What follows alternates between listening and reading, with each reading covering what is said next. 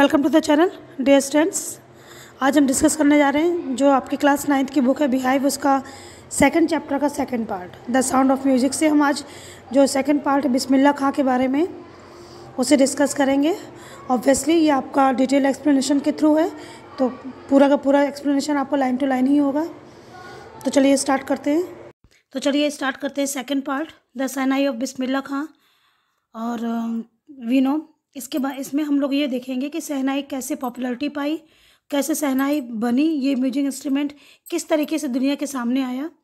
तो चलिए स्टार्ट करते हैं। Emperor Aurangzeb banned the playing of a musical instrument called pungi in the royal residence for it had a shrill unpleasant sound. अच्छा, जो औरंगजेब था उस टाइम पर शासक था, उसने बैन कर दिया था। एक म्यूजिकल इंस्ट्रूमेंट था, उसका नाम था पुंगी। उसको चलाने में उसने या उसको बजाने के लिए उसने बैन कर दिया। क्यों? क्योंकि इसकी जो आवाज़ थी बहुत तीखी थी और उसे अनप्लीजेंट लगती थी, इसलिए उसने कहा कि रॉयल रेजिडेंस में तो पुंगी कोई नहीं बजाएगा। Pungi became the generic name of reeded, लिखा हुआ है नॉइज मेकर्स। अच्छा, वो ये क्या कह रहे हैं कि पुंगी जो थी ना, वो एक तरीके से देखा जाए तो जो नॉइज मेकर्स होते हैं उनकी लड़ी में शामिल हो गई थी कि ये तो सिर्फ शोर मचाने के लिए कोई म्यूजिकल इंस्ट्रूमेंट नहीं है। Few had thought that it would be one B revived. अच्छा, कुछ लोगों को ये लगा कि हो सकता है कि कभी ना कभी ये फिर से अपना अस्तित्व बनाएगी या किस तरीके से इसे रिन्यू किया जाएगा। अ barber of a family of professional musicians. अच्छा, एक बार्बर था और उसकी जो फैमिली थी वो प्रोफेशनल म्यूजिशियंस थे। Who had access to the royal palace, और उसके जो क्योंकि वो बार्बर था तो रॉयल पैलेस में उसका आना जाना था, उसकी पहुंच थी, वो वहाँ पर जाकर के काम करता होगा। उसने decided to improve the tonal quality of the pungi. उसने ये डिसाइड किया कि जो पुंगी की जो टोनल क्वालिटी है, मतलब जो उसकी श्रिल आवाज़ है, इस चीज़ को वो थोड़ा सा इम्प्रूव करेगा। He chose a pipe with a natural hollow stem that was longer and broader than the pungi. उसने क्या किया, उसने एक पाइप लिया और नेचुरल हॉलो स्टेम था वो, जैसे कि हम बांस की पुंगी ले लें तो बांस की जो स्टेम होती है वो पूरी तरीके से खोखली होती है अंदर से।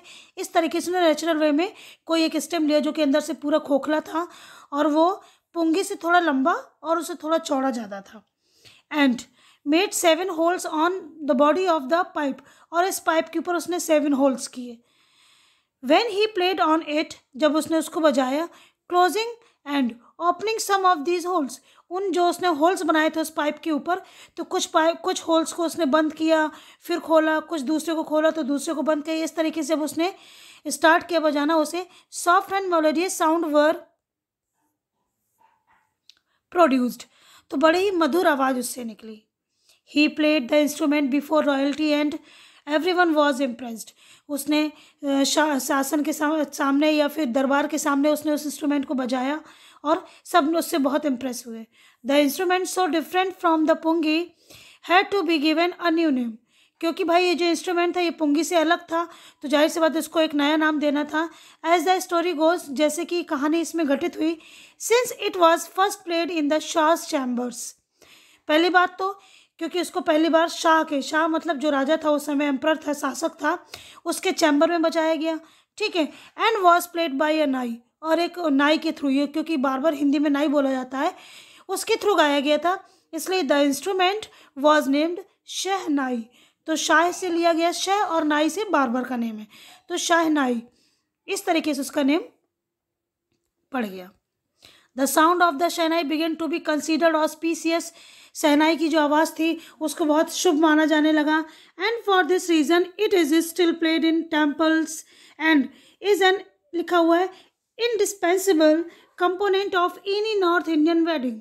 अच्छा, यहाँ पे इंडिस्पेंसिबल का मतलब है कि जिसको हम कभी अलग नहीं कर सकते, सेम है, यानी कि ये तो काम है ही important.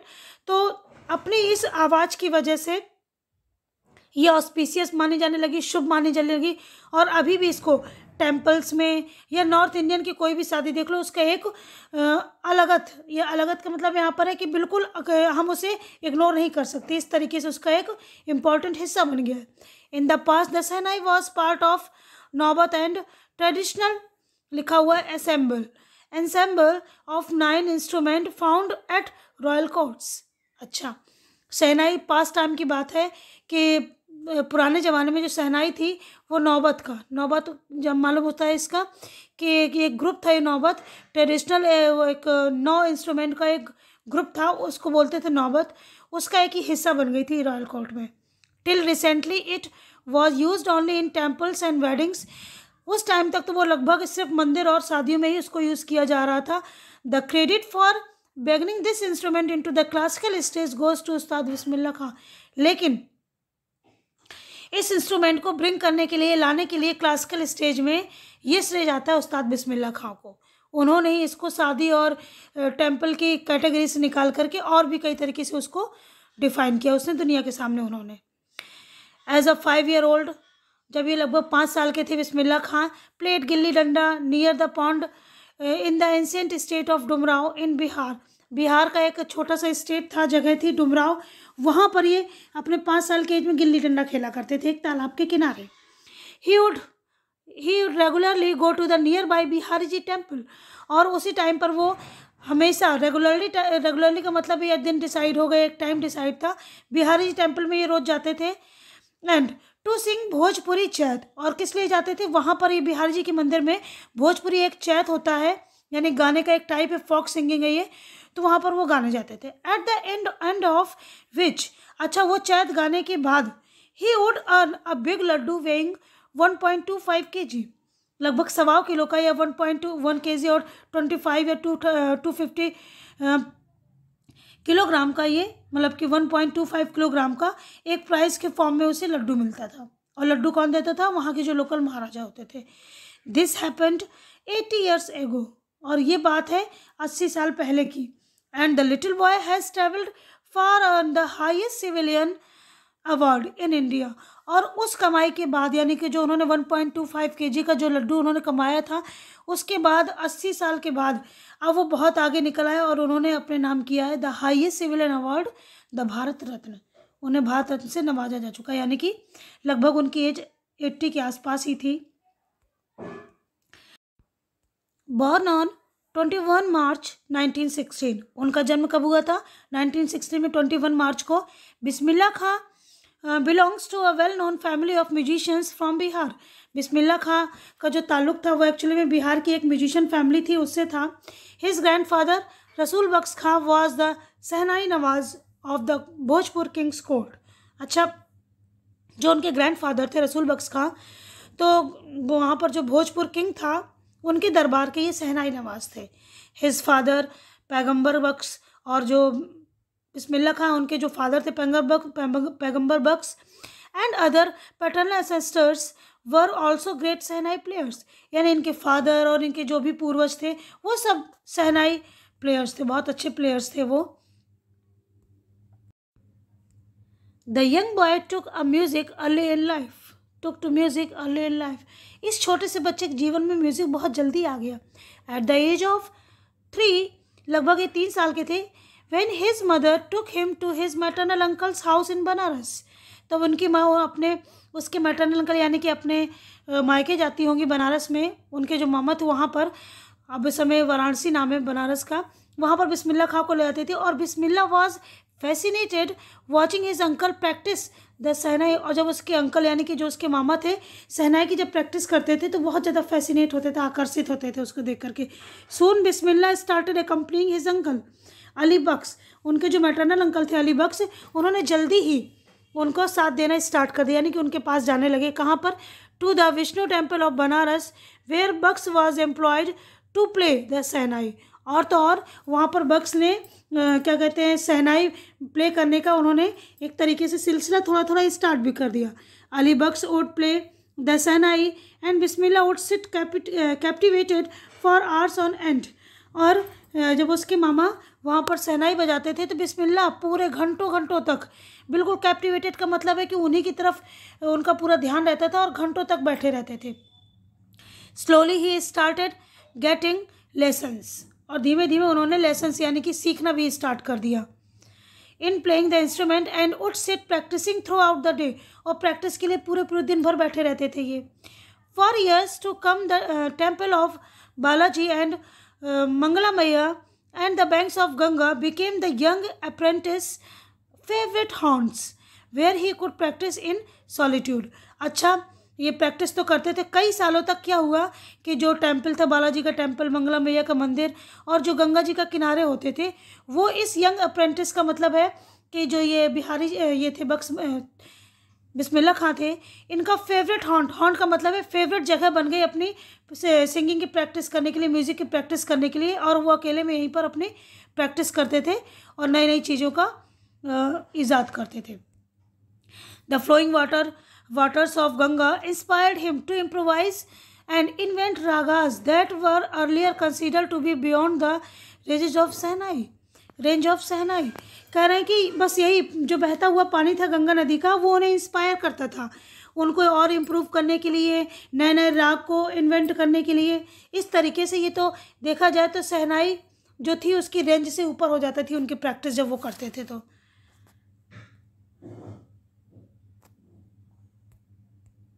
at the age of 14, Bismillah accompanied his uncle to Allahabad Music Conference। 14 year की थे ये लगभग। इन्होंने अपने अंकल यानी कि मैटरनल अंकल को उन्होंने अपना साथ दिया। इलाहाबाद म्यूज़िक कॉन्फ्रेंस था वहाँ पर। At the end of his recital Ustad Fayaz Khan patted the young boy's back and said.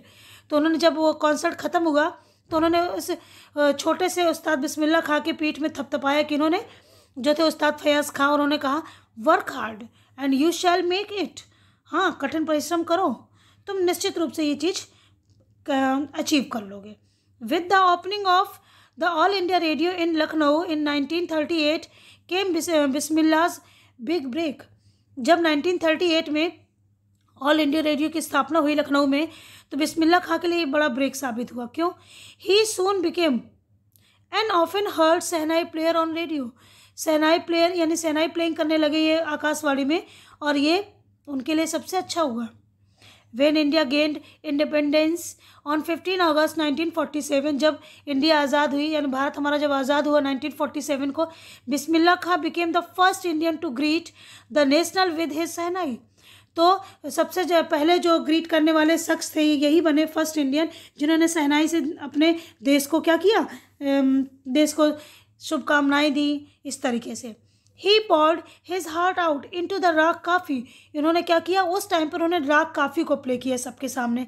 कहाँ पर? रेड फोर्ट में। To an audience which included Pandit Jawaharlal Nehru who later gave his famous tryst with destiny speech. वहाँ पर जो audience बैठी थी उसमें पंडित जवाहरलाल नेहरू जी भी थे, और बाद में उन्होंने ट्राइस्ट विद डेस्टिनी स्पीच भी अपना उनके परफॉर्मेंस के बाद दिया। बिस्मिल्ला खां has given many memorable performances both in India and abroad। उन्होंने अपने देश में, देश के बाहर भी बहुत सारे memorable performance the. His first trip abroad was to Afghanistan. उनकी जो पहले अब्रॉड की जो ट्रिप थी वो थी अफ़गानिस्तान के लिए। वेयर किंग ज़ाहिर Shah was so taken in by the maestro। अच्छा, इनसे बहुत वो खुश हुआ जो वहाँ पर अफ़गानिस्तान का जो राजा था। दैट ही गिफ्टेड, और खुश होने के बाद उसने गिफ्ट दिया हिम क्या, प्राइसलेस पर्शियन कारपेट्स। उन्होंने जो पर्शियन कारपेट्स होती हैं, पर्शियन कारपेट मतलब जो पारसी धर्म की जो पारसी स्टाइल में बनी होती है वो कारपेट्स उन्हें दी। एंड अदर सॉवरन्स, और उन्होंने बहुत सारी चीज़ें थी वो सॉवनायर्स का मतलब है यहाँ पर, सॉवनायर का मतलब जैसे कि शॉल वगैरह है या और भी यादगार चीज़ें जो होती हैं वो गिफ्ट करना, इस तरीके के गिफ्ट उन्हें दिए। The king of Afghanistan was not the only one to be fascinated with Bismillah's music. सिर्फ और सिर्फ अफगानिस्तान के राजा ही नहीं थे जो इतना ज़्यादा फैसिनेट थे बिस्मिल्ला के म्यूज़िक से, उसकी लाइन कतार तो बहुत बड़ी थी। Film director Vijay Bhatt was so impressed after hearing Bismillah play at the festival that he named a film after the instrument called गूंज उठी सहनाई। उन्होंने तो उनसे फैसिनेट होकर के अपने एक मूवी का नाम ही रख दिया गूंज उठी सहनाई। The film was a hit, film बहुत हिट हुई थी।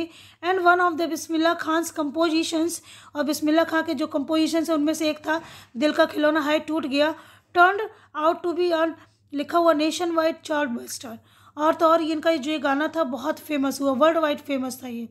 डिस्पाइट दिस ह्यूज सक्सेस, जो इतना बड़ा उन्होंने एक सक्सेस हासिल की, इसके बावजूद इन द लिखा हुआ सेलुलाइट वर्ल्ड, वो ये कह रहे हैं सेलुलाइट का मतलब है ओल्ड फैशन्ड और ये सारी चीज़ें हैं।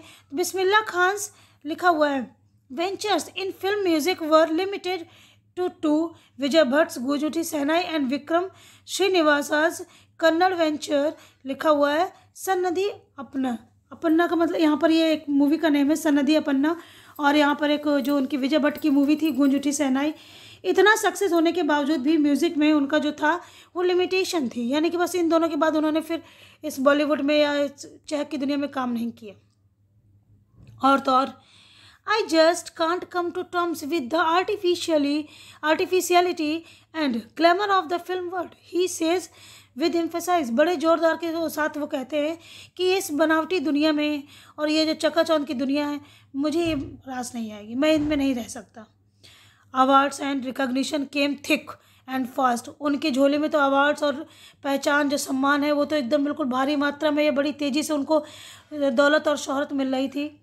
बिस्मिल्लाह खां became the first Indian to be invited to perform at the prestigious London Center, Lincoln Center Hall।